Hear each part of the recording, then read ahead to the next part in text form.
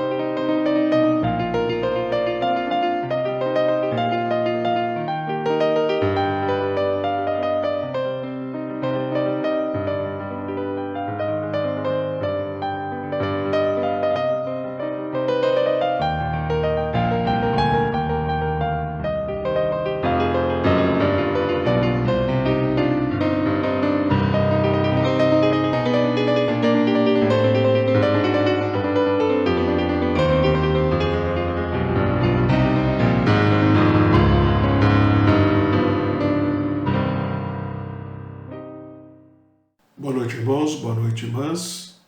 Paz e bem para vocês. A vida cristã se estrutura sobre duas práticas: oração e serviço. A primeira pode se visualizar de forma vertical. A segunda, de forma horizontal, como vemos os braços da cruz. A vertical é a espiritualidade da piedade, pela qual Deus nos fala e nós também falamos com Deus. A horizontal é a espiritualidade do serviço a Deus, do serviço ao próximo e especialmente aos que mais necessitam.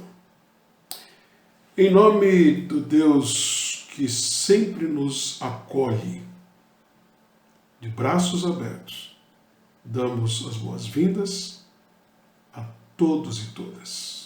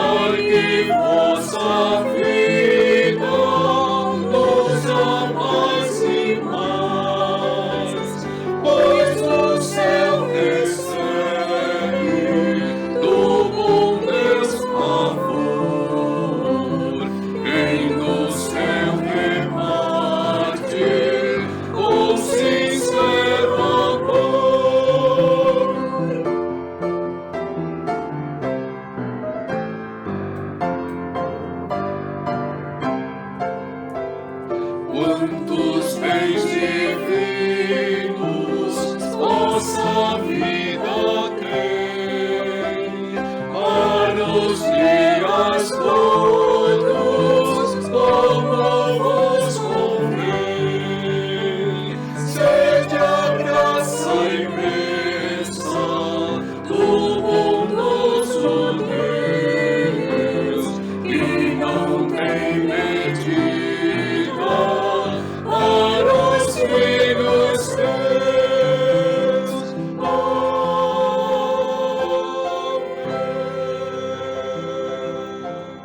assim também a fé.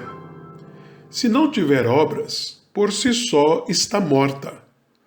Mas alguém dirá: tu tens fé e eu tenho obras. Mostra-me essa tua fé sem as obras, e eu, com as obras, te mostrarei a minha fé. Tiago 2, 17 e 18. Senhor Jesus, nós sabemos que a tua bondade, o teu amor chegou até nós. E procuramos no nosso viver corresponder ao teu chamado.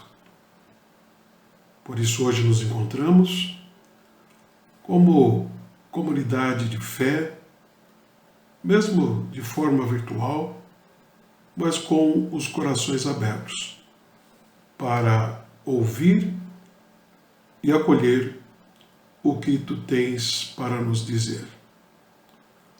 Fala, Senhor Deus, através de cada ato deste culto, e que as experiências deste culto nos inspirem para um novo agir, para olharmos com mais cuidado e atenção para os teus propósitos na nossa vida e na vida daqueles que estão ao nosso entorno.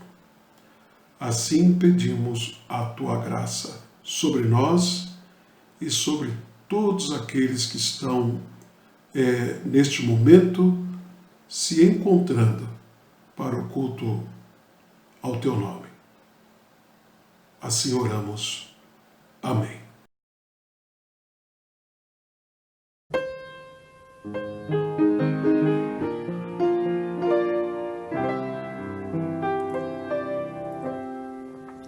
Amor imenso incontínuo, amor por toda a humanidade, amor pelo qual tudo subsiste, amor o qual todos a todos devem dar. Amor que em tudo prevalece, amor que nunca falha, amor que a tudo subsiste, amor,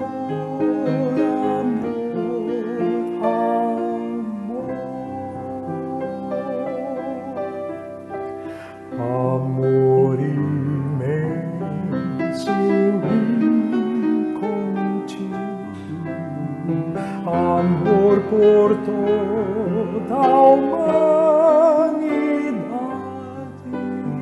amor pelo qual tudo subsiste, amor o qual todos a todos devem dar. Amor que em tudo prevalece, amor que nunca falha, amor que a tudo subsiste, amor,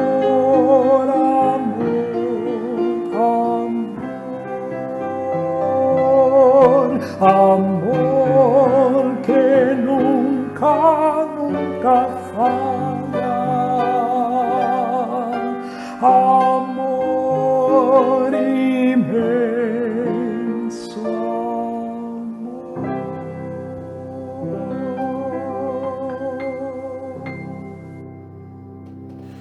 Servir a Deus é servir ao próximo. E servir ao próximo é servir a Deus. Da mesma forma que deixar de servir ao próximo é omitir-se no serviço a Deus. Ninguém pode amar a Deus, a quem não vê, senão amar o seu irmão, a quem vê. Primeira Epístola de João 4, versos 20 e 21. Então, nos preparando para esse tempo, ouçamos ainda o que diz o Evangelho de Mateus. Senhor, quando foi que te vimos com fome e te demos de comer? Ou com sede e te demos de beber? E quando te vimos forasteiro e te hospedamos? Ou nu e te vestimos? E quando te vimos enfermos ou preso e fomos te visitar? O rei respondendo lhes dirá: em verdade vos afirmo que, sempre que o fizeres a um destes meus pequeninos irmãos, a mim o fizestes. E ele lhes perguntarão: Senhor, quando foi que te vimos com fome, com sede, forasteiro, nu, enfermo ou preso, e não te assistimos? Então lhe responderá: em verdade vos digo que, sempre que o deixastes de fazer a um destes mais pequeninos, a mim o deixastes de fazer. Mateus 25, 37 a 45. Por alguns instantes, oremos.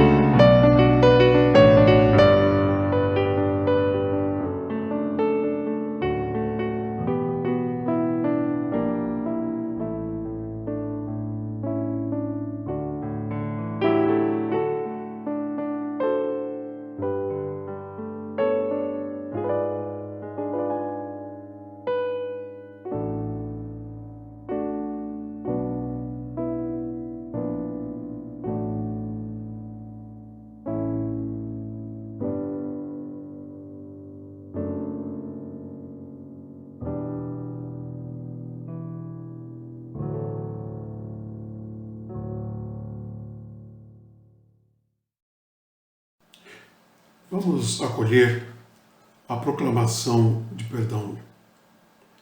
Nele temos a redenção, pelo seu sangue, a remissão dos pecados, segundo a riqueza da sua graça.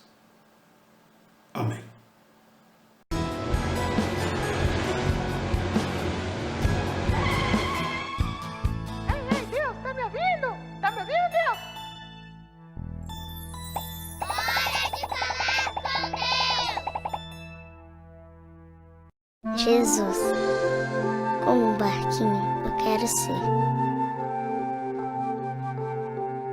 guiado pelas suas mãos.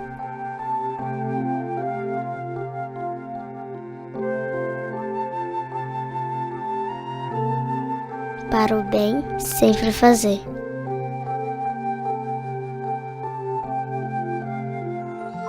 Amém.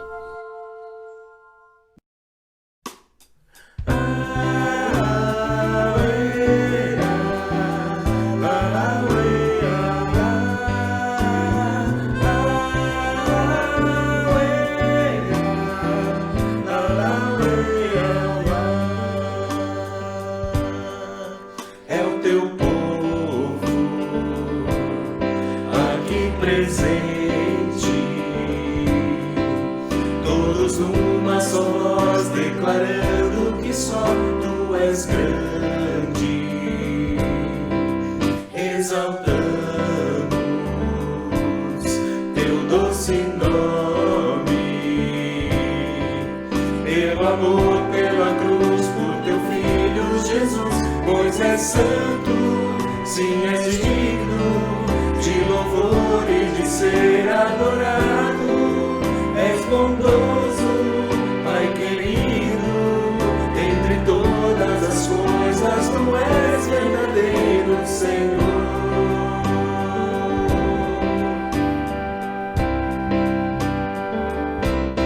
É o teu povo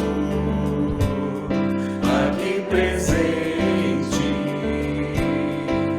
todos numa só voz declarando que só tu és grande, exaltamos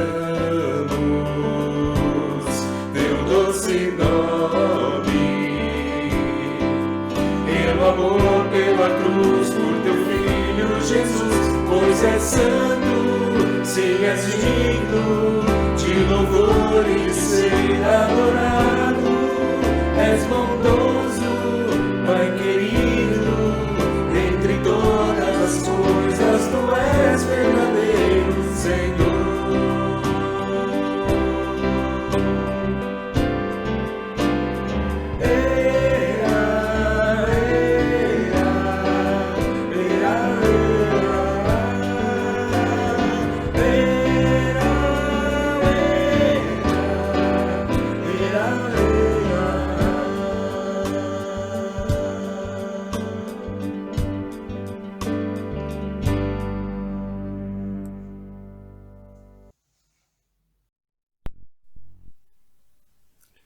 Boa noite a todos e todas.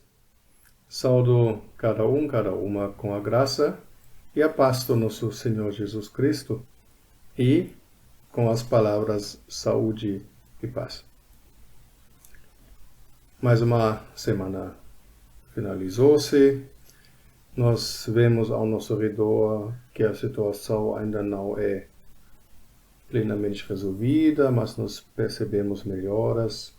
Números de novos infectados, números de mortos estão devagarzinho caindo. Em tudo, uma situação que nos deixa um pouco mais feliz e esperançoso. Olhamos para frente na esperança da superação deste momento de isolamento social e para que logo se possamos nos encontrar de novo em carne e osso, e nos saudar, nos abraçar e olhar diretamente uns aos outros nos nossos olhos. Este domingo é relacionado tematicamente em nossa caminhada pastoral com o domingo passado. No domingo passado, o colega pastor Edson pregou sobre Atos 2, 46 a 47, que é um texto bastante conhecido e recorrido na Igreja Metodista, porque ele é usado para descrever quais são as obras de piedade. Isso já parece como um conceito um pouco complicado, apesar que aqueles que são um pouco mais de idade sabem bem que isso foi uma forma encontrada para articular a unidade da igreja. Eu não tenho plena certeza quando isso começou, eu só sei quando isso aparece nos textos e quando ainda não existia nos textos. No credo social ainda não se fala de obras de misericórdia e obras de piedade, isso é um texto de 1970, mas no plano para a vida missão se fala dela, 82, só que o plano é um plano quadrienal de 1978, então eu suponho que seja um assunto do concílio de 1976, 74, ou um assunto de 1978. De qualquer forma, temos isso em nossa tradição, nós encontramos esta referência especialmente no plano para a vida missão, ou seja, em nossos cânones. E, no fundo, como inclusive se fala nos próprios cânones no plano para a vida missão, se trata de falar de uma forma um pouco diferente de uma afirmação muito conhecida de Jesus e que todos abraçamos com muito prazer.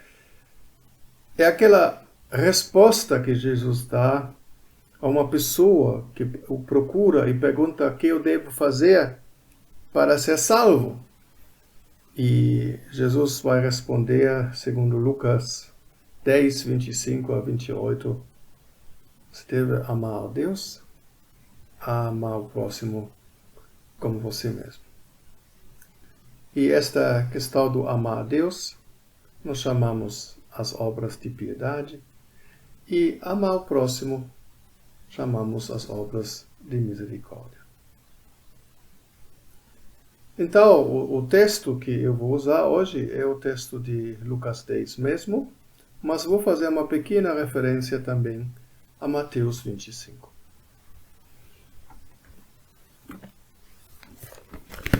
Vou abrir então o texto, Lucas 10, e eu vou ler um pouco mais, até 37, porque aqui vem a resposta que Jesus dá. É interessante que ela, de certo modo, não corresponde exatamente à sua primeira resposta. Depois eu vou explicar o que eu quero dizer com isso. Lemos então. E eis que certo homem, intérprete da lei, se levantou com o objetivo de pôr Jesus à prova e lhe perguntou: Mestre, que farei para herdar a vida eterna? Então Jesus lhe perguntou: o que está escrito na lei? Como você a entende?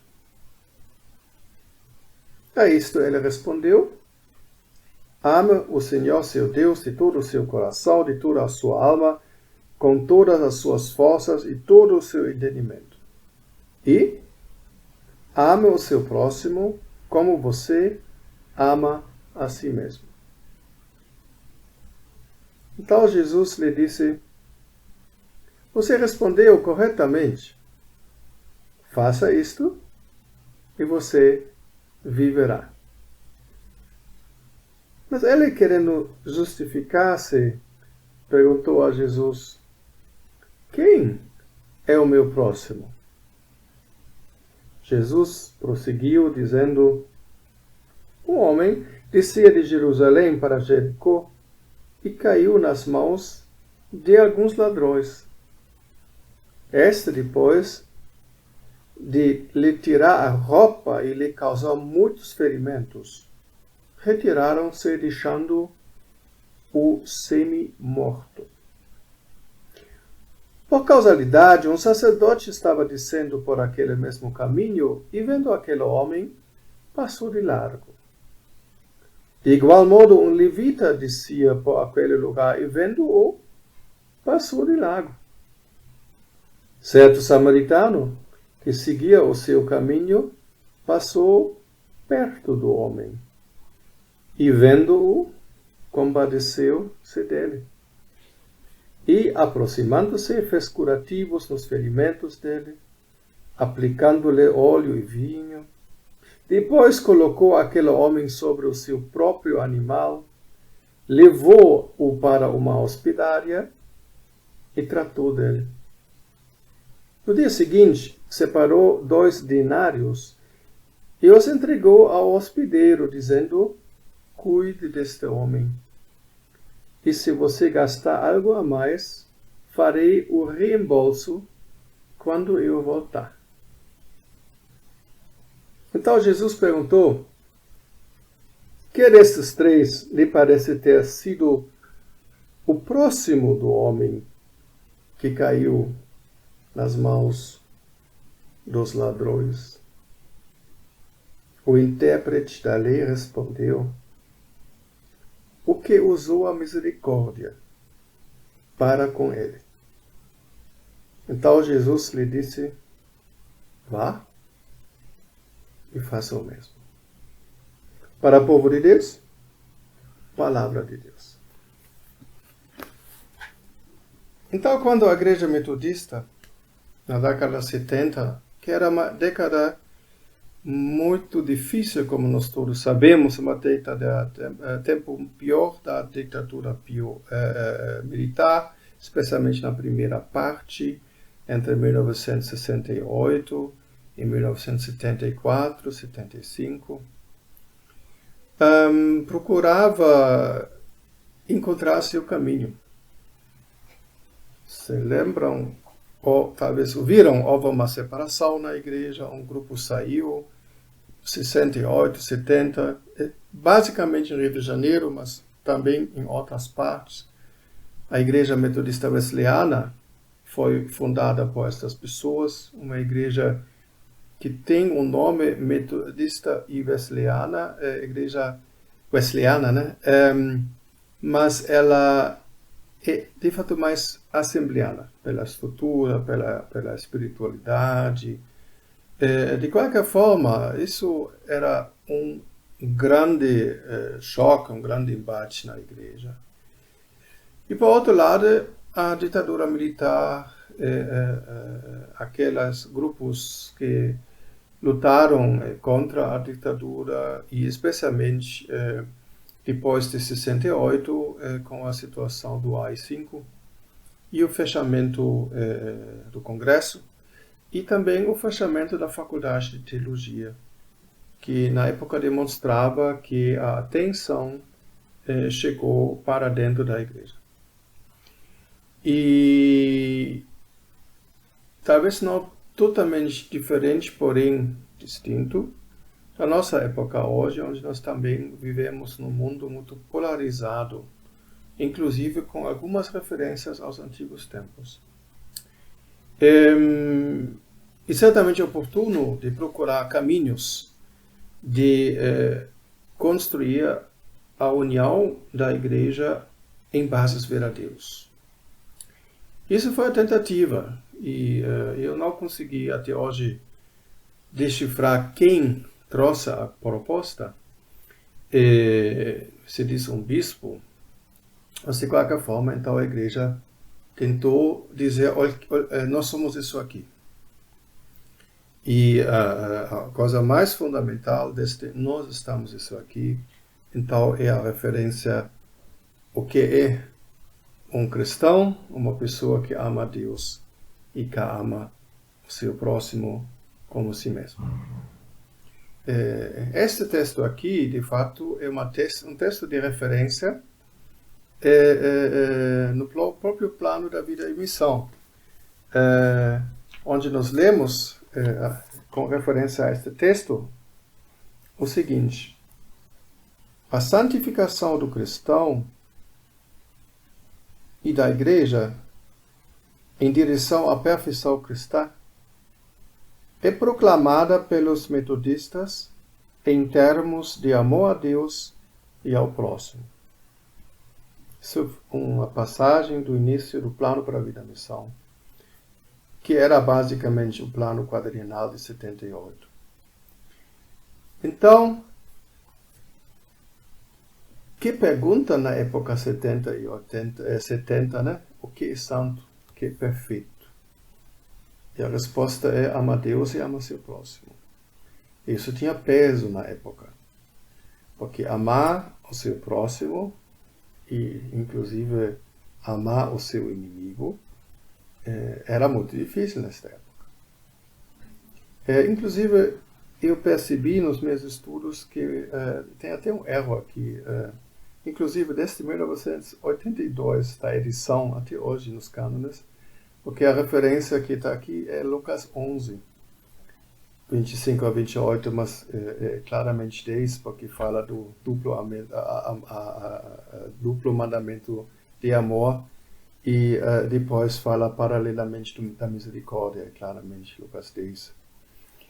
E aí continua então o texto em termos de amor a Deus e ao próximo, e se concretiza tanto em atos de piedade, participação na ceia do Senhor, leitura devocional da Bíblia, prática da oração, do jejum, participação nos cultos, etc. E aí a referência a Atos 2, 42 a 47, aquele texto que o pastor Edson, no domingo passado, interpretou para nós. Como, o texto continua, em atos de misericórdia. E aí se fala da solidariedade ativa junto aos pobres, necessitados e marginalidades sociais. E então, aqui nós temos então esta palavra, então atos de piedade e atos de misericórdia, uma correspondência ama a Deus ou ama o próximo. Isso é muito importante, porque a gente às vezes relaciona este amar a Deus e amar o próximo como um primeiro e um segundo. E um primeiro mais importante, um segundo depois importante. É interessante que a tradição wesleyana inverte isso. E humildemente eu fiz esta crítica ao plano para a vida e missão, que ele na verdade inverte, que Wesley fala diferente. Wesley fala primeiro das obras de misericórdia, sempre, e depois das obras de piedade. Por quê? Porque Wesley pensa missionariamente. Então, amar o próximo é evangelizar, trazer o evangelho, trazer a boa nova. Isso é amar o próximo. A gente poderia dizer até, amar o próximo são 3 áreas de atuação. Se a gente usa palavras clássicas bíblicas, a gente vai dizer martírio, diaconia e apologia. Martírio, parece que alguém vai morrer aqui. De fato, a palavra em si significa no grego testemunho. Os mártires são, em primeiro lugar, aqueles que vão testemunhar a sua fé, inclusive sobre condições adversas. Mas a palavra em si não indica que há sofrimento e morte. A palavra indica testemunhar. Testemunhar com as palavras e testemunhar com a vida também. Isso é uma dupla, né? Evangelizar. Uma vez um bispo foi perguntado da igreja primitiva, como você evangeliza pessoas? E ele respondeu, e deixa eles viver comigo 1 ano na minha casa. Aí seria evangelizar pelo exemplo, evangelizar pelas atitudes, pessoas olhando, observando, conhecendo e perguntando, mas que te leva a fazer as coisas desta forma e não de outra forma? Uma forma de evangelizar. E a outra forma, certamente, de martírio seria o evangelizar no sentido da palavra que explica, da palavra que é Jesus. A diaconia é o serviço, né? A palavra significa basicamente servir. Então, todas as atitudes que cuidam do outro são diaconia. De certo modo, há uma sobreposição com a pregação também, porque pregação também deveria ser cuidar e servir o outro. Mas, normalmente, a gente pensa mais ao aspecto físico quando nós falamos da diaconia. Ou se aquele que faz bem, e nós temos um padrão mais clássico, Mateus 25, né? que inclusive é usado numa pregação sobre as obras de misericórdia por John Wesley, aquela cena do juízo final e Jesus chama aqueles ao seu lado direito para assumir então o lugar no céu, e ele chama eles e argumenta o seguinte: porque vocês visitaram os doentes, os presos, vestiram os que estavam nus, trouxeram alimento que estava passando fome ou sede, e tudo isso aqui vocês fizeram a mim através dos pequeninos. Então, uma cena muito bonita, na verdade, e eles não sabem, eles ficam surpresos, mas quando fizemos isso aqui, e isso vocês fizeram quando vocês cuidaram do ser humano, do seu próximo. E, na verdade, vocês não serviram só o próximo, vocês me serviram, porque lá neste encontro eu estava presente. Muito bonito esta cena. E o texto de Lucas, ele tem uma ideia parecida. Eu falei que ele não é exatamente uma correspondência, porque a pergunta e a resposta é que devo fazer, e o texto vai dizer: ama a Deus e amar o próximo. E depois ele vai perguntar: mas quem é o meu próximo? E aí Jesus vai então falar deste segundo elemento com mais força, né?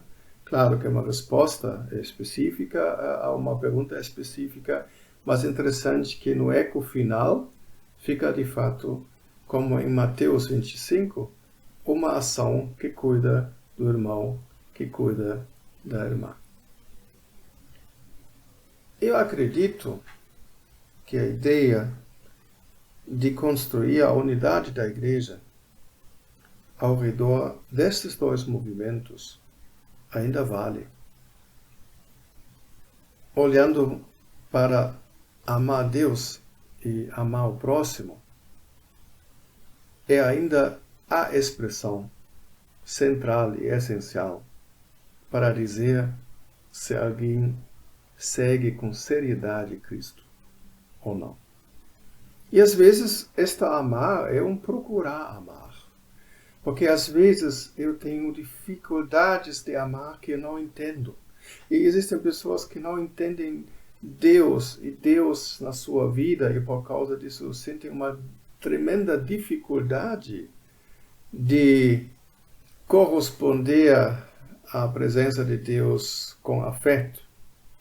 Mas nem isso é o problema, porque amar também é nada perfeito, mas é uma tentativa de respeitar, de entender, de corresponder. Então, esta palavra é uma palavra não minimalista, ela é profunda, e eu creio que ela nos une bem em todas as nossas diferenças. E como a Igreja Metodista tentou então criar um ponto central para agregar os diversos numa época muito tensa, e eu creio também que isso seja possível e provavelmente necessário hoje. Que nós definimos a nossa união ao redor de uma ação, que é uma correspondência de uma resposta. Depois do Plano para a Vida e Missão, 82, muito depois do Credo Social, 70, a Igreja Metodista aprofundou ainda mais esta questão. Isso aparece a partir da década 90, em comentários do professor Rujus Brilberg, que nós conhecemos eventualmente, mas também em comentários de outros teólogos, como Jörg Rieger, que talvez ninguém vai conhecer, um alemão que hoje estuda, que é professor nos Estados Unidos. E eles vão dizer: olha, Wesley falou dessas obras de misericórdia, inclusive de uma forma muito especial. E isso eu quero ainda deixar conosco para meditar. Acho que é alguma coisa que não se explica com tanta facilidade e que requer uma certa atenção. Estou tentando encontrar o texto. Primeiro, ainda esta questão da sequência. Primeiro piedade, depois misericórdia, ou como é? De fato, Wesley sempre falou primeiro da misericórdia e depois da piedade. Aqui não tem exceção, nenhum dos seus textos. E não é porque a misericórdia é mais importante, mas porque sempre ela era considerada menos importante. E por esta posição no início, ela tentou segurar aquele equilíbrio entre misericórdia e piedade. E, na minha leitura, é um erro que a Igreja Metodista do Brasil mudou isso nos seus textos. Agora, ela não mudou todos os textos, porque existem textos onde a antiga estrutura ainda aparece. Por exemplo, nas regras gerais, aquelas regras que eram uma primeira tentativa de construir uma união. As regras gerais eram regras que todos os membros das sociedades metodistas cumpriram. E, na verdade, eram 3. A primeira regra era: não pratica o mal. A segunda, zelosamente praticar o bem. E a terceira, atender às ordenanças de Deus. E que nós, na verdade, temos aqui são primeiro as obras de misericórdia, agora muito reduzida: não praticar o mal, zelosamente praticar o bem. Depois vem as obras de piedade. Atender às ordenanças de Deus. Quais são as ordenanças de Deus? Na verdade, são sacramentos. Escutar a pregação, vai para culto. Wesley ainda acresceu aqui a koinonia, a comunhão. Ou seja, a gente percebe como isso de fato está bem consistente nos textos dos ingleses. No Brasil houve uma pequena reviravolta. Mas o interessante, então, que para Wesley, para segurar esta relação, ele vai fazer mais um passo. Ele vai dizer, não somente as obras de misericórdia, obras de piedade são meios da graça, mas também as obras de misericórdia. Ou seja, quando eu, martírio, apologia, diaconia, quando eu faço algo bem para uma pessoa, para cuidar do seu bem-estar, quando eu explico uma coisa para entender melhor a sua situação e a sua fé, eventualmente, quando eu trago uma palavra do Evangelho para a pessoa corresponde a esta chamada e se converte, por exemplo, estas diversas coisas, quando eu faço isso, não é só que eu trago alguma coisa para esta pessoa. Mas Wesley disse, não, isso é também um meio da graça, prudente, ou seja, não é instituído. A igreja não mandou fazer isso desta forma, mas é prudente fazer isso. E fazer isso como meio da graça, ou seja, como um canal da graça, não só, e aí a grande diferença, não só de você para os outros, mas também dos outros para você. Esta parte, num primeiro momento, a gente acha o que ele quis dizer com isso. E acho que nós temos uma experiência para isso que é muito clara quando nós visitamos doentes.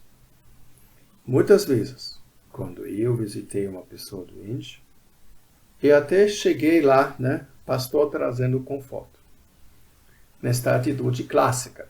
Né? Mas eu saí diferente, porque de repente a pessoa doente se tornou uma benção para mim.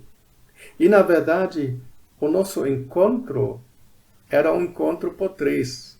A pessoa, eu e Deus. Era um encontro com Deus. Um encontro com Deus lá fora no mundo, não separada, numa reunião, por um fim de semana só. Que seriam normalmente só as obras de piedade de se cuidar lá de fato. Então, aqui de fato é um pouquinho mais pensamento teológico. trazido pelo próprio John Wesley, aliás, para segurar a unidade da sua igreja em todas as suas diferenças. Amar a Deus, amar o próximo como si mesmo, ou fazer obras de misericórdia e obras de piedade entendidas como meios da graça. Creio eu que isso poderia ser um assunto também uma vez para a escola dominical, mas no fundo, é a nossa missão, que nós amamos Deus e amamos o próximo e contamos em tudo com Deus que está próximo e que se encontrar conosco. Irmãos e irmãs, e desejo uma boa semana para cada uma. E talvez as palavras um pouco mais complicadas nem ajudaram tanto, mas creio eu que nós entendemos que nós teremos uma oportunidade de amar pessoas em nossa família, fora da nossa família, e que nós acreditamos que esta atitude é inspirada por Cristo e leva ao encontro com Cristo. Também para quem ama o outro. Deus abençoe, Deus acompanhe, Deus seca as lágrimas onde eles ocorreram, Deus dá esperança e Deus dá paz. Amém. Graça e paz, irmãos. O Salmo 119, versículo 50, ele diz que o que me consola em minha angústia é que a tua palavra me vivifica. A confiança na soberania do poderoso Deus é remédio eficaz que conduz para a serenidade, a qual auxilia na imunidade inata. Por isso, nós, confiando nesta soberania de Deus, é que vamos estar orando, intercedendo neste momento. Oremos. Grandioso e soberano Deus, nosso Pai que estás nos céus, oramos agora e abrimos nosso coração a Ti, em intercessão a todos nós carentes da Tua graça e misericórdia. Pois, Senhor, estamos vivendo este momento de incerteza e angústia. A Tua palavra nos conforta e nos vivifica, Senhor. Tu és o médico dos médicos. Atenda a todos os que estão doentes com esse vírus do Covid-19, Pai. Também por todos aqueles que estão fazendo tratamento de câncer, problemas cardíacos, problemas de depressão, Parkinson, linfomas e tantos outras doenças, Pai. E pedimos que agora, Senhor, estenda a tua mão curadora, Senhor, e toque em cada um deles. Dê o refrigério para que possam vencer essas batalhas e serem curados, Pai. Abençoe também os cientistas que estão procurando a solução para ter essa vacina para curar este mal. Abençoe também os médicos, enfermeiros que estão lutando contra esta doença para salvar as vidas, Pai. Todos os que estão na área de saúde, proteja-os e guarde, Pai. As pessoas que estão também agora ativas, trabalhando, produzindo bens e alimentos, Pai, para que possamos ter mais tranquilidade no nosso lar, ter o alimento, ter o nosso vestuário, ter, Senhor, todas as supridas nossas necessidades do dia a dia, Pai. Por isso, Pai, abençoe, proteja-os, para que eles possam estar ativos para nos abençoar também, Pai. E abençoe aos empregadores desses trabalhadores, Pai. Oramos também por todos aqueles que estão desempregados, e são milhares. que estão sem seu sustento para si e para suas famílias. Isso nos entristece muito, Pai. Dói em nossos corações ver este mal causado por esta pandemia, Pai. Pessoas marginalizadas agora, Pai. Morando nas ruas, famílias, Pai. Que estão aí agora sem perspectiva nenhuma, Pai. Mas abençoe a todos, guarda-os debaixo da Tua proteção e das Tuas asas, Pai. Pedimos, Senhor, que estenda a Tua mão sobre nossa nação também. Ela está carente da Tua ação sobre os nossos governantes, Pai. Para que haja entendimento e união. Pacifica os poderes, Senhor. Para que Teu povo viva em harmonia. E agora, Senhor, abençoe a todos nós da Igreja Metodista de Vila Floresta, nossos pastores, nossos ministérios, nossa escola dominical, a nossas sociedades de juvenis, de jovens, os adultos, Pai, todos os membros da nossa igreja. Visita cada um de nós com a sua graça e a Tua proteção, Pai. Pedimos, Senhor, para que o Senhor permaneça conosco. Em nome de Jesus Cristo, já agradecidos por tudo, é que pedimos. Amém.